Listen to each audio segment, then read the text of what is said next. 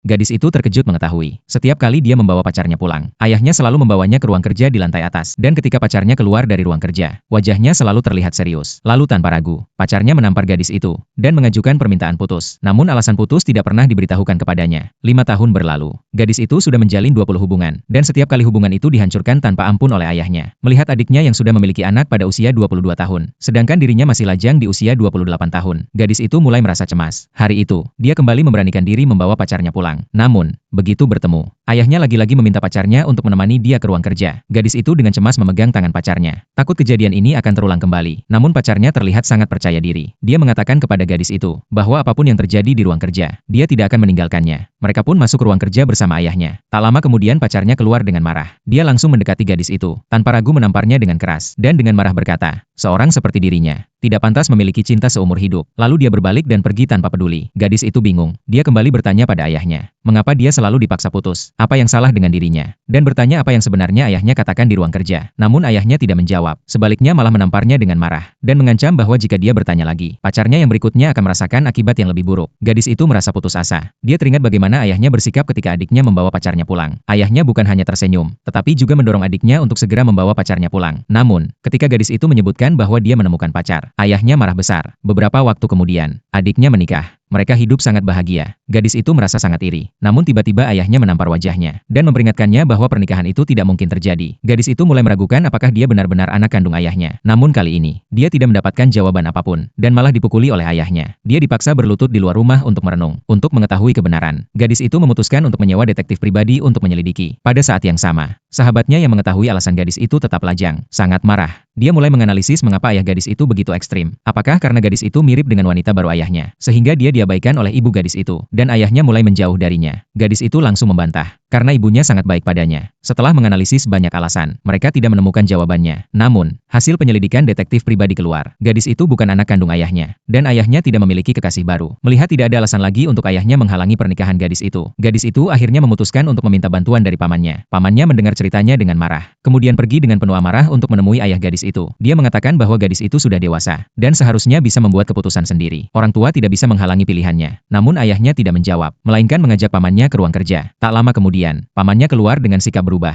dan langsung menampar gadis itu. Gadis itu bingung. Pamannya datang untuk membantunya, tapi setelah masuk ke ruang kerja, malah menghentikan hubungan gadis itu, dan dengan sombong menyatakan ingin mengatur hidupnya. Kemudian, bibinya masuk. Awalnya dia mendukung gadis itu, tetapi dia juga dibawa ke ruang kerja oleh ayah gadis itu. Beberapa menit kemudian, bibinya keluar dengan sikap yang berubah drastis. Dia marah-marah kepada gadis itu, dan mengancam